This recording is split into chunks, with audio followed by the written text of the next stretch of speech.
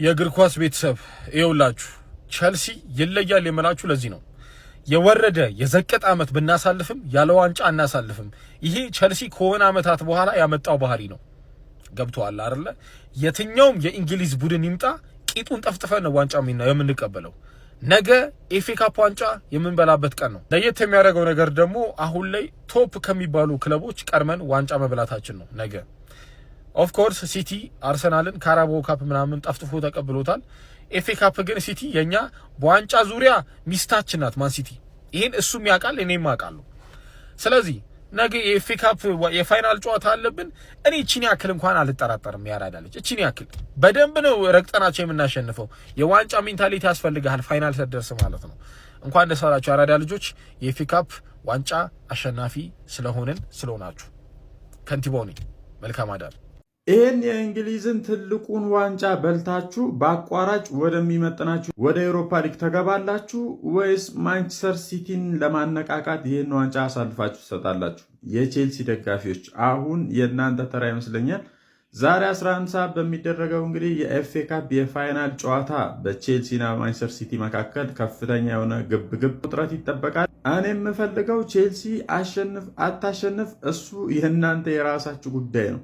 እኔ ግን አንድ ፌቨር ልታደርጉልኝ የምትችሉት ነገር ማለት ነው፣ ማንቸስተር ሲቲ በቀላሉ ይህንን ዋንጫ ብቻ እንዳነሳ መታገል፣ እስከ 90 ደቂቃ ማድከም፣ መቀጥቀጥ ቢቻል ወሳኝ ተጫዋቾቹን ማለት ነው ለሁለት ሳምንት የሚፈጅ የሆነች ጉዳት ቢጤ ምናምን የሆነች የቤት ስራ እንድትሉልኝ ነው እንጂ ዋንጫውን ማንም በላው ማን እኔ የሚመለከተኝ ነገር አለ ወርጄ ምናምን ይሄ ዋንጫ ምናምን ላካብድልህ አልፈልግም። ሻሞ ብለህም አንዱ ሰድ እኔ አይመለከተኝም። ምርጫችሁ የእናንተ ነው። ሀሳብ አስተያየታችሁን ኮመንት ሴክሽን ላይ የፕላስ ምልክቷን ምርጫ እንዳይረሳ። የዋንጫ ቀን ይላል። እኛ እንደሌላው ቲም የጨዋታ ቀን ምናምን ትተናል። የዋንጫ ቀን ነው የምንለው። ለዶሜስቲክ ትሬብል እየተጮትን አንዱን አሳክተናል፣ ሁለት ይቀራሉ። ዛሬ ኤፍኤ ካፕን ቀለል አድርገን ማለት ይሄን ያህል ከበድ ባላለ ሁኔታ እናነሳታለን ዋንጫን ማለት ነው። ቼልሲ ያን ያህል ከባድ ቲምም አይደለም። ላስት ታይም ያሸነፉንም 2021 ላይ ነው። ከዛ በኋላ 3 አቻለን። ከዛ በኋላ 10 ምናምኑን ዊን ነው እና ቀለል አድርገን አሸንፈን እኔ እያሳሰበኛል የበርንማውዙ ጌም ነው እንደበላ ነው 100% እርግጠኛ ነኝ። እና ይቺን ዋንጫ እናነሳለን፣ 2 እናሳካለን ማለት ነው። አንዱ ይቀራል ፕሪሚየር ሊግ፣ እሱንም ጠብቁ ዝም ብላችሁ እንዳታስቡ። ዛሬ ግን ቼላውን ቀለል አድርገን ገርፈን ይሄን ዋንጫ እናነሳዋለን። እኔ ፈላው ፈጣሪን ካልፈራ ብላው አፈራ ባብላ ምን አባ ነው የምትበላው እንዴ? እኔ ያላሳዝንም እንዴ? እኔ ዜጋ አይደለሁም እኔ ድርሻን ከፈለክ ሂድና አርሰናልን ጠይቀው። ይሄ እኔ ድርሻ ነው። እኔ አይመለከተኝም። እኔ ይኸውልህ በዚህ ሲዝን እኔ እንደኔ ተበደለ የተረገጠ የለም በቃ። እና በመጨረሻ ይሄ እያኘኩስ ያላመጥኩ እስከ ቀጣይ ሲዝን የምቆይበት ይሄ ነው። ስለዚህ ፈታ በቃ ፈላኔ ፈጣሪን ካልፈራ ብትፈራም ባትፈራም አይመለከተኝም። እኔ አይመለከተኝም። ይሄ ብቸኛው ማሳካው በዚህ ሲዝን አለኝ ያልኩት የመጨረሻው ነገር የኔ ተጫዋቾች እኔ ምን እላለሁ ግዴታ ነው ታሸንፋለህ አይደለም አፈር አባታችሁ ይሄን ካላሸነፋችሁ ይሄ መጨረሻ አይደለም ራሱ እሱ ነው። ታሸንፋላችሁ ዛሬ። አዎ ፈላው ግን ዞር በል አራ ፈጣሪን ፍራ። እኔም ባፈራ እንዴ ሆ የቋጠሮ ቀን ብላችሁ ደስ ይለኝ ነበር የአርሰናል ደጋፊዎች፣ ግን አያገባን። ቪዲዮን በደንብ ኮፒ ሊንክ ሪፖስት አድርጋችሁ ጀምሩ። የፕላስ ምልክቷን እየነካችሁ ላይክ፣ ኮፒ ሊንክ ሪፖስት እንዳይረሳ። ዛሬ እንደሚታወቀው ማን ሲቲ ከቼልሲ ጋር የኤፍኤ ካፕ ፋይናል ጨዋታ ያደርጋሉ አይደል 11 ሰዓት ላይ እና ብዙ የአርሰናል ደጋፊዎች ቼልሲን ለመደገፍ እያሰፈሰፋችሁ እንደሆነ አውቃለሁ። ነገር ግን የሆነ ነገር ልንገራችሁ፣ ጀስት ከሲቲ ጋር የግል ጥላቻ የለብንም፣ የግል ጸብ ምናምን የለብንም ከማን ሲቲ ጋር። በቃ አንድና አንድ በፕሪሚየር ሊግ ይፎካከረናል እና ፕሪሚየር ሊጉ ላይ ነው እንጂ ነጥብ እንዲጥል የምንፈልገው በየሄደበት ሁሉ እየተከተልን ጨዋታ እንዲሸነፍ መወየል ያለብን አይመስለኝም። የወያልነትን ሚና ለወያላ አንተው፣ ያው ዘንድሮ ወያላ ማን እንደሆነ ስለምታውቁ ብዬ ነው። እሺ በቃ ተውት ለነሱ ማለት ነው። እኛ ያገባንም እዚህ ጨዋታ ላይ እንደ እግር ኳስ ተመልካች ራሳችንን ወክለን እንደ ገለልተኛ ደጋፊ እናያለን እንጂ ሲቲ እንዲሸነፍ መቋጠር ቼልሲ ቢኮዝ ከሁለቱም ጋር ድጋፍ ስሜት የለንም። ቼልሲ በለንደን ተቀናቃኛችን ነው። ማን ሲቲ ደግሞ በፕሪሚየር ሊጉ የዋንጫ ተፎካካሪያችን ነው። ስለዚህ ሁለቱም ቡድን የሚሸነፉበት ሚንስ ቢፈጠር ጥሩ ነው፣ ግን የለም እንደዛ የሚባል ታሪክ የለም። ስለዚህ ወገን ይዘን ቼልሲን እንደግፍ ብንል ደስ አይልም። ገባችሁ አይደል? ሲቲንም እንደግፍ ብንል በዛው ልክ ደስ አይልም። ስለዚህ በቃ ማንንም አንደግፍም። ሲቲ በኤፍኤ ካፕ መሸነፉ ጫና ሊያሳድርበት ይችላል ምናምን ልትሉኝ ትችላላችሁ። ነገር ግን በእርግጠኝነት ማለት ነው ፔፕ ጋርዲዮላ ዋንጫውን ከበላው በኋላ የ2 ነጥብ ልዩነቱ በኤፍኤ ካፕ ዋንጫ ከአርሰናል ጋር እንቀያየር ቢባል ደስ ይለኛል ማለቱ አይቀርም። ያኔ ካራቦ ካፑን ሲበሉ በ7 ነጥብ ነበር አይደል ልዩነቱ። ልክ እንደዛ ሁሉ ይሄንንም እንደዛው ማለቱ አይቀርም። ስለዚህ ኢምፖርታንት የሆነው ዋንጫ ለጋርዲዮላም ሆነ ለአርቴታ የፕሪሚየር ሊግ ዋንጫ ስለሆነ ኤፍኤ ካፕ ዋንጫ በእርግጠኝነት ኢቨን ዋላ ማለት ነው ለበርነማውዙ ጨዋታ ተጫዋች ቆጥቦ ምናምን እንዳይገባ ነው የምፈራው ጋርዲዮላ ማለት ነው። ስለዚህ ላይክ እኛ እንደ ገለልተኛ ደጋፊ ኳሳችንን እናያለን፣ እንዝናናለን።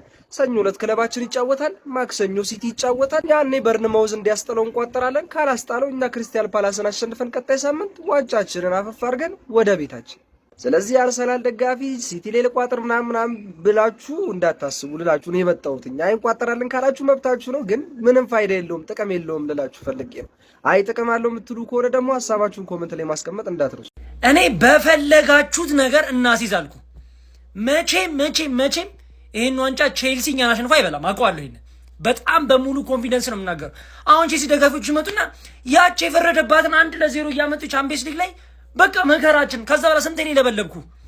እንተዋወቃለን እኮ በጣም እርግጠኛ ነኝ ዛሬ እንደምንበለው ይሄን ዋንጫ የተረጋገጠ ነገር ነው። ፔፕ የሚገርም ላይናፕ ነው። ይጀምር ለእናንተ ዶናሩማ ራሱ አያስፈልገንም። በትራፎርድ ነው የምንገባው። ልብ እኔ በጣም በሙሉ ኮንፊደንስ። አንድ የምትለኝ ነገር ካለ ኮሜንት ጋር እናወራኝ። ድል ለኃያሉ ክለባችን። የጋርዲዮላው ክለብ ሁለተኛ ዋንጫውን ለማሳካት ዌምብሌይ ምድር ላይ ከትሟል። በአንጻሩ ሰማያዎቹ ዋንጫውን ወደ ለንደን ለመውሰድ ቆርጠው የተነሱ ይመስላሉ። ጨዋታው ማን ያሸንፋል? እስኪ ግምታችሁን አስቀምጡ። እነሆ ዛሬ እግር ኳስ በታሪካዊቷ የዌምብሌይ ምድር ደምቃ ታመሻለች። መላው ዓለም አይኑን ወደ ዌምብሌይ የሚያደርግበት ታላቁ የኤፍኤ ካፕ የፍጻሜ ጨዋታ ሊካሄድ ሰዓታት ብቻ ቀርተውታል። የካራባኦ ካፕ ዋንጫን ያነሳው የማንቸስተር ሲቲ ስብስብ የዘንድሮውን የውድድር ዘመን ሁለተኛውን ዋንጫ በክብር ለማንሳት ወደ ዌምብሌይ ከትመዋል። ይህ ጨዋታ ተራ ፍልሚያ አይደለም። ሲቲዎች የበላይነታቸው ለማስከበር፣ ቼልሲዎች ደግሞ ታሪክ ለመጻፍ የሚፋለሙበት ታላቅ ጨዋታ ነው። ታዲያ ይህ ጨዋታ ማን ያሸንፋል? እስኪ ግምታችሁን አስቀምጡ።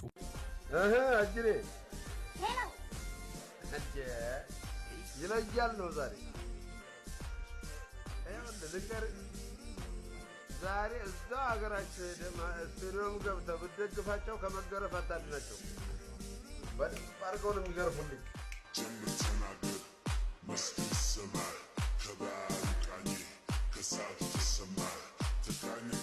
ማይ ቼልሲ ፒፕል ባለፈው አልተግባባንም መሰለኝ። አሰልጣኛችሁ አስፈራራ ታያዋልኩት 3-0 ቀመሰ።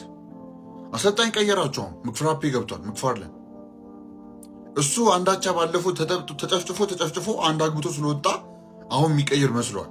አዲስ ነገር ኦኬ፣ ኖ ፕሮብሌም፣ ኖ ዛቻ፣ እንገናኛለን ጨዋታው ላይ። ኤኒዌይስ ግን ካሸነፋችሁን 13 ጨዋታ ሆናችኋል። ከዛ 21 ፍሉኪን በኋላ ማለት ነው። ታግለህ ተደብድበህ የወጣህበት ይሁን።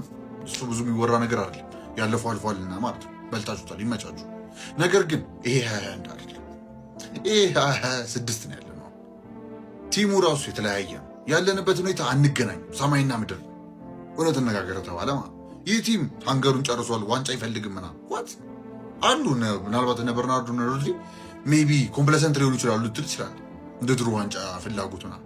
ግን ካሞን ማን እነዚህ ዶኩ ይሰማሃል? እንደው እነሱን ተው ቢሉ ሌላው ይሰማሃል ወይ? እነ ዶኩ ይሰማሃል ወይ? ሳቪኒዮም አይሰማም ዛሬ። አሁንም ተናንቀናል። በጣም ያሳዝነው። እኔ ባለፈው አስጠነቀቅኳችሁ። ልዩነት አለ።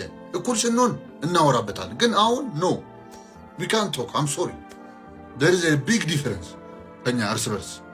እሱን ደግሞ በድጋሚ ዛሬ እናሳያቸዋል። አይ ቢሊቭ ሶ ፔፕ ኦቨር ኮምፕሊኬት ካላረገ በስተቀር ባለፈው አይተኸዋል። አሁንም እናሳያለን።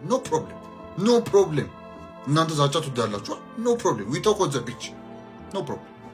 ወደ ተጫዋቾቻችን ነካነካ አረግላችሁና ያሉትና የሌሉትን ከዛ ጨርሳሉ። ተጫዋች ላይ ማንም የተጎዳ ሰው የለም። ሮድሪ ራሱ ኦልሞስት ተመልሷል። ይዞት ይገባሉ ምናምን። እሱ የፔፕ ዲሲዥን ሌላ ጉዳት ያለበት ተጫዋች ሲዝኑ ካለቀ ሆነ እንጂ ጨርሰናል። ደስ የሚላችሁ ፓርት ሁሉም ተመልሷል፣ ሁሉም ጤነኛ ነው እና ዛሬ ፔፕ አብቶይም ነው። እንደሚታወቀው ግን ያው ጄምስ ትራፈርድ ምናልባት በረኛ ላይ ጀምራል። እስካሁን ይዞን ስለመጣ ካራቦ ላይ እንዳያችሁት ነው። ይሄ የሚደገማል ብዬ አስባለሁ እና ያ ኒኮላስ ጎንዛሌዝ የመሳሰሉ ተጫዋቾች ልናይ እንችላለን ሜዳ ላይ ያ ዊል ሲ አይ ቲንክ ምናልባት ሴሜኒዮ ሊያርፍ ይችላል። አይ ቲንክ ኢንተረስቲንግ የሆኑ ቼንጆች ሊኖሩ የሚችሉት ሴሜኒዮ አርፎ ፎደን ምናልባት ጥሩ ጨዋታ ሲጫወት ነበር ባለፈው እንዳያችሁት። እነ ቸርኪ ምናልባትም ሊያርፍ ይችላል። ቸርኪ ራሱ አክቹሊ አርፎ ነው የመጣው። ስለዛ ቸርኪ ውድ ስታርት ፕሮባብሊ ሂር ያ እነ ዶኩ ይመለሳሉ ወደ ላይናፑ አኒ ሴይንግ ኢንጆይ ኢት ጋይስ። በቃ ምንም ጉዳትን አስቸጋሪ ሳይሆን ኢንጆይ አድርጉት። ይሄንን ብቻ ሌላ ምንም ላችኋል።